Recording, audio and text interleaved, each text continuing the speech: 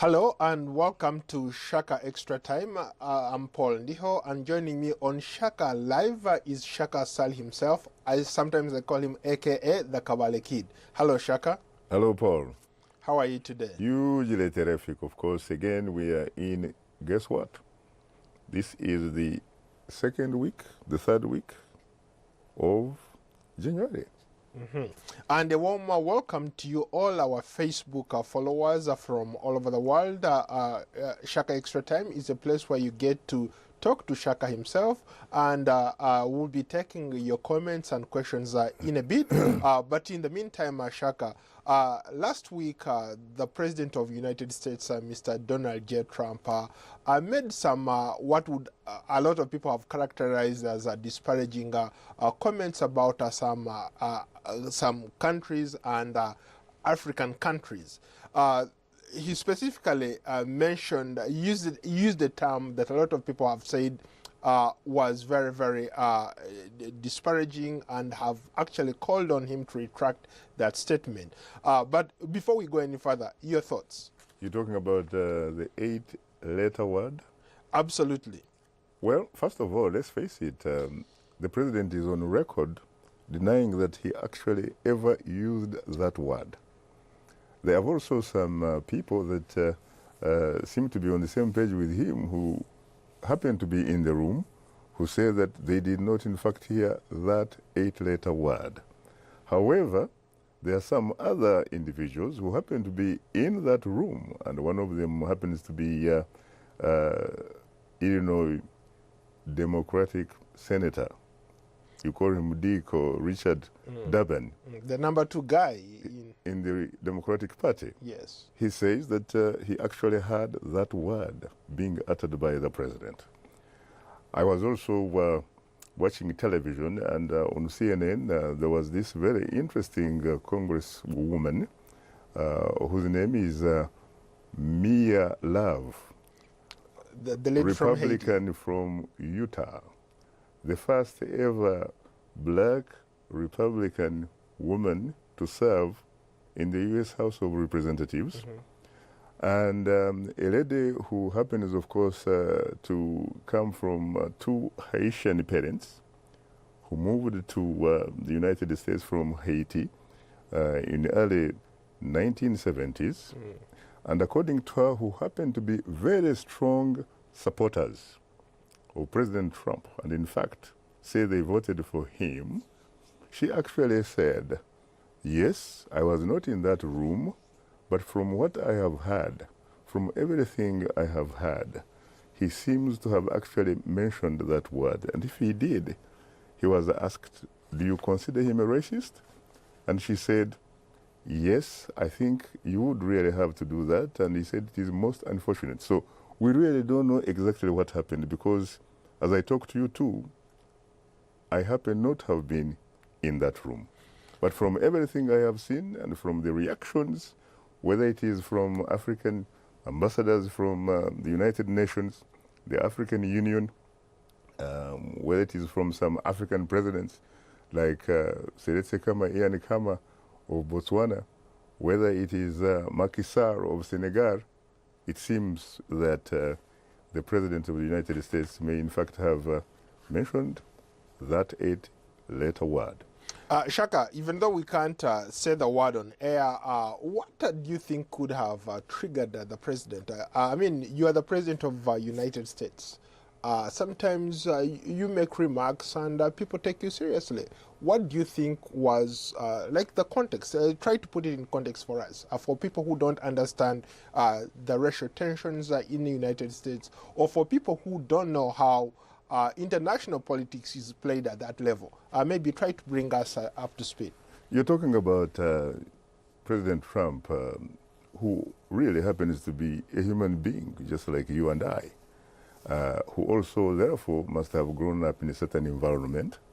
And therefore, there are some situations where he may be ignorant about the reality of some of the things that he may actually be talking about.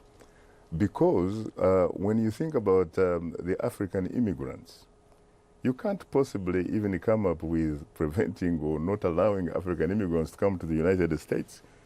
if there is any immigrant community that has made incredible contributions to these United States of America, it has to be African immigrants. As a matter of fact, the fact will say that when you look at some of the public opinions, some of the research that has actually been conducted in most recent times, the African immigrant community happens to be one of the most educated, most intellectual in America.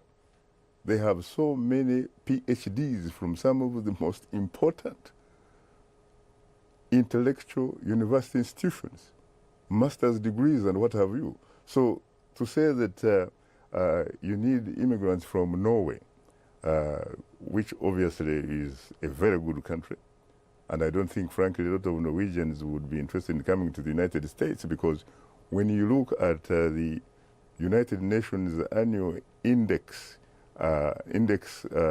human development index, Norway is constantly one of the top 5 countries where people will say it is the best place where to live, because things like education, things like healthcare, things like housing, all those things are rights. They are not privileges. Whereas, in fact, in the United States, for the most part, those are privileges, not rights. Yes, the Norwegians have one of the highest, life expectancy, because obviously they go about things very, very well, because for them, life is about human beings. They put the human being at the center. Mm. Now, when you talk about Africans, again, who come here, like I said, there have been some of the most educated as a community. You're not talking about people that just, stay on welfare and what have you. You're talking about doctors. You're talking about super intellectuals. You're talking about lawyers, engineers. You're talking about journalists. You're talking about all sorts of people that you can think about. Mm. And you also wonder why Africa really had to come on his mind, especially when, in fact, we are like celebrating the birthday of Martin Luther King Jr., a descendant of Africa, a man who, as you know, played a very, very prominent role during the civil rights movement and what have you. And in fact, as a result of that, not only did he win a Nobel Peace Prize for that, he's also considered by many Americans as the conscience of America. Mm. So we talk about 3 people in America who Americans think about very much. They are basically 3 human beings here. One is General George Washington, who is considered to be the father, in fact, or the founding father of the Republic of the United States of America. You talk about Thomas Jefferson. When you talk about democracy, you talk about the Jeffersonian democracy. Mm-hmm. He was one of the key principal authors of the Declaration of Independence of the United States. So the other person you talk about really is a Reverend Dr. Martin Luther King Jr., who himself is on record for having actually said that he had a dream that one day his children would be judged not by the color of their skin, not the color of their skin, but by the content of their character. So you can imagine a man like President Trump happens to be a beneficiary of all that information, that knowledge, that experience, and yet for some reason he finds Africa short. You talk about Haiti. Yes, there's some people who can say, you know what? Haiti became independent in 1804. How come? How come Haiti is not one of the most progressive, one of the most prosperous countries in the Western Hemisphere? But there is a lot of history that a lot of people don't know. Because when those people went on rebellion against the French, it was very, very, deliberately decided by the French, and later by the American cousins. that Haiti should not really work, because if it works, at that time, you know, the situation was when black people were slaves in this country, that they would inspire, influence the behavior of those who were slaves in this country, and therefore it would be a totally different ball game. So it's a very, very long story, really. It's not something that we can really begin and talk about and complete. Then you talk about El Salvador. I mean, I really don't know why he picked up, you know, those three countries, but it was very, very most unfortunate. Let's talk about the reaction so far coming from most African countries. I know all African countries represented at the United Nations came up with a very a good statement demanding a retraction. We've seen some presidents who have reacted, demanding, calling, actually summoning the U.S. diplomats accredited those countries to come and explain. How about that? Yeah, of course, as I said, Botswana did that, so did Senegal. Ghana? Yeah, but a lot of African countries, you're talking about 55 really countries, so to speak. You're talking about the members of the African Union, and when it comes to the United Nations, there are only 54 recognized. But so far, you don't have more than 5 countries that have come out. And I think, frankly, I think also this gives an opportunity, sincerely, to African leaders to begin sincerely looking at themselves through the mirror. What are we doing? Why don't we create enabling conditions that make sure that our people do not die in the Mediterranean trying to go to greener pastures in Europe? Why do they continue going to cross the Atlantic and what have you? When in fact, let's face it, when you look at the national security interests of the United States or Europe or China, you are talking about the wealth of Africa. You're talking about all these minerals, frankly, that are being extracted, exploited by foreigners for developing themselves. And yet, Africans are sitting on this gold, diamond, oil, and what have you. But guess what? It does not benefit the ordinary African. So I think this is an opportunity, sincerely, for African leaders to look inside themselves and figure out how to come up with policies that help the people of Africa. So I think that it is also a good thing that the President of the United States was able to say that. But having said that, I think, again, it is most unfortunate because people will obviously associate him with being ignorant. They will look at him as perhaps being racist, even though he has said that he is not racist, and he probably isn't. He is definitely entitled to his opinion as an individual. He can think about a lot of things and probably express them, but as a president of a country and the only superpower on this planet Earth, I think that's not in his league. Let's go to the comments, Shaka. Let's start with Namfuna Lydia. Trump told us the truth.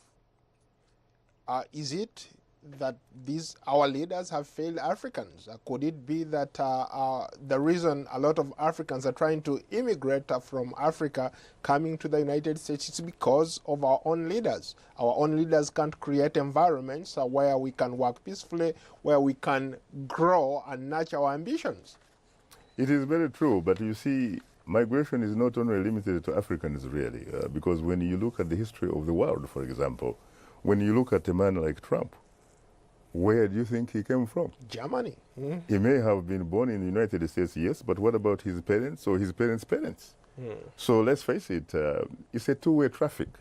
When you look at the Europeans in South Africa, who for many, many decades presided over apartheid and what have you, where did they come from? They came from Europe.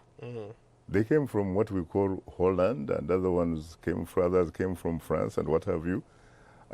When you look at the people who are in Australia, in charge of Australia as we know it, where did they come from?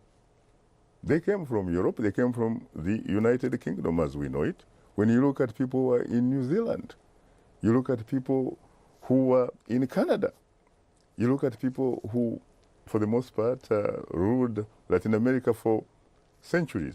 Where did they come from? They came from Spain, Brazil. They came from Portugal. So I think, look, let's face it, when you talk about life, it should be an equal opportunity employer. I think people should be free to have aspirations, to have dreams, and to follow their stars wherever it takes them, so that they can benefit, they can also help to develop those societies where they end up. But having said that, again, I'll have to reiterate that this should be a great opportunity for African rulers. And I don't call them leaders, because in fact, if they were leaders, they would have had to do that earlier. They are rulers. They only think about their stomachs. They're patriotic to their stomachs, the stomachs of their families and friends, not society, not community, not countries, because they have a great opportunity to harness the God-given resources, provide the necessary skills to their people so that they can exploit and benefit from those resources. Let's go to another Facebook comment, maybe from Robert Rebanjira. S-Halls only describes the characteristics of people from third world countries. In terms of social welfare services, we can make our countries amazing places by doing what the United States is doing in our own countries. Of course, it is doable. In fact, people already do it in very non-governmental kind of communities. I mean, when you talk about social welfare, we do have in Africa extended relationships. We do simply have a situation where, for example, a child is raised by a community, by a village. All people in that neighborhood pretty much, work together, they interact, they support each other, they complement and supplement each other. But what is absent and what is missing really is the governments or systems of governments in Africa to take up that type of value so that they can begin to provide the necessary security to their populations. But until you get democracy, whether we like it or not, we are not going to go there. Some of the richest, most prosperous, and most well-governed countries in the world, they come from the Scandinavian countries. We're talking about Norway. We're talking about Sweden. We're talking about Denmark. We're talking about Finland. We can even talk about the Netherlands and what have you. We can talk about all those places. Why is it that we talk about them very much? Is because they put the human being at the center. They make sure that the essentials that any human being needs are not privileges of the few. They are rights for every human being that walks their streets, walks their neighborhoods. That's where you find for example, the most, life expectancy. They are on top. If you look at the United Nations Human Development Index, the first 5 countries are almost constantly in the northern, in the Scandinavian countries. Interesting. Let's go to another, talking about development. There is a comment from Valentine Vadesto. Even if most Africa is behind in terms of development, it does not deserve to be abused in that way, especially by a president of a country that everybody looks up to. Yeah, it is very true. But then again, let's face it, in order for you not to set yourself up for being abused or being looked down upon, you have to first and foremost respect yourself. Africa has no excuse in not working towards developing itself, respecting itself first and foremost, so that people elsewhere can begin to look at Africa and Africans as legitimate citizens of this planet Earth.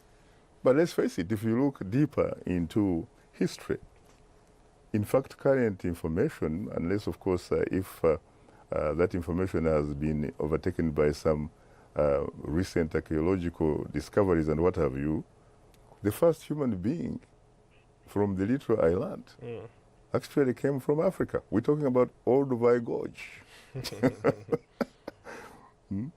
Yeah, it looks like a lot of people are attentively paying attention. And there is another comment from Amos Chisisi. African countries have vast resources which are being stolen by Americans and Europeans. That being said, does that mean that they should steal our stuff and then abuse us? Yeah, but how are they stealing Africa's stuff? They must be collaborating with some individuals. It's a sort of dynamic, a dialectic, so to speak. So you're talking about some elements within Africa itself. They could be presidents, they could be ministers, they could be ambassadors, they could be governors, they could be business people and what have you. They are obviously working in collaboration with these other elements or governments from outside for their own selfish interests, not for national interests or Pan-African interests. What is needed is again having leaders like the founding fathers of African countries. For example, we're talking about the Ghanaian founding president, Dr. Kwame Nkrumah, for example. He talked and even wrote about the African personality. Africa needs dignity. You're talking about the founding president of what used to be Tanganyika and later became Tanzania, Mwalimu Julius Kambarage Nyerere. In fact, there was a time when he said, as far as he was concerned, yes, there were so many resources in Tanzania. We're talking about gold, we're talking about gas, we're talking about timber and all sorts of things. And he said, you know what? We are not going to extract these resources until Tanzanians are in a position where they have acquired the necessary skills to benefit from these resources. Interesting. Let's go to another comment from Uyumwana Muyobo. It's every citizen's role to do something about this kind of stuff. Bit by bit, Africa will go forward. We should direct our efforts to building Africa. We should, there's no question about it. But look, for example, at some of the countries that are most endowed with what is called black gold until recently. We're talking about oil. We're talking about Nigeria. We're talking about Angola. We're talking about Gabon. We're talking about Equatorial Guinea. These are countries that are so rich in terms of resources. They have helped other countries develop. But look at those countries themselves. Other than the individuals who have power at a certain point in time, who actually have houses, for example, in America, in Potomac. I have seen a lot of houses belonging to Nigerians, former governors, presidents, ministers, generals, and stuff like that, in the Potomac. I have met some of these people who even have houses in Hempstead outside of London, who have houses in Rio de Janeiro and all that kind of stuff, who have houses in Pretoria, in Cape Town, in Johannesburg, and you name it. But when you look at the vast majority of their people, they live in subhuman conditions. Why? Because they don't provide leadership. There is a leadership deficit in Africa. This business of individuals who really are essentially selfish, again, like I said, who are patriotic to their stomachs, the stomachs of their families and friends. We don't need that kind of leaders. Africa does not need those type of people. It needs new leaders, young people who are exposed, who are disciplined, who are very patriotic to their countries, to their continent, and who, frankly, are people that promote African dignity, integrity, and character. Speaking of character, let's go to another comment from Adnabi Adebo. He says, Shaka, if you are to go by the media, if Tanzania's president, if what is said in the media are being quoted by the... Okay, sorry, let me repeat that.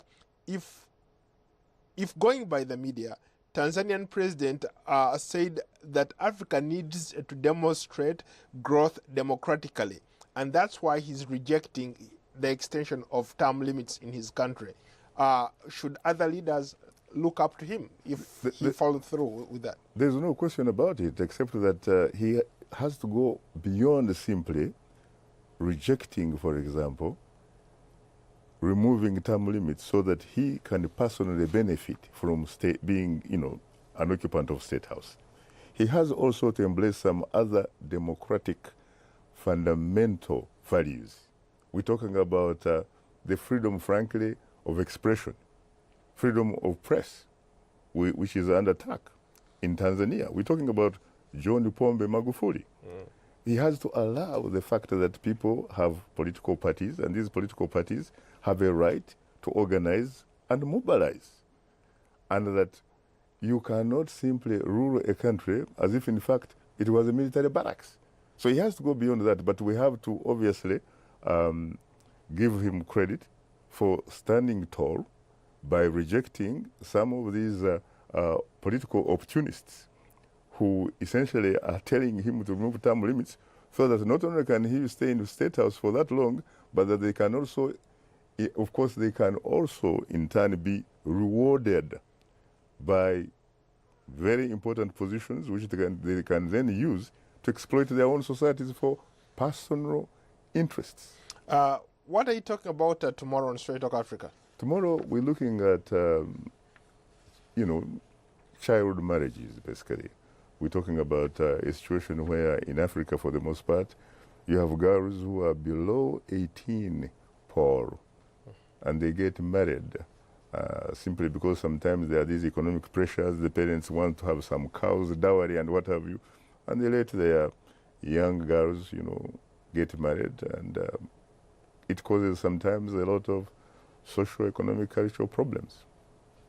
Let's go to a final comment. Rod Cash. We still have a long way before we can start developing as Africa. As long as our leaders continue being patriotic only to their dear stomachs, we will always be called names by leaders from foreign countries.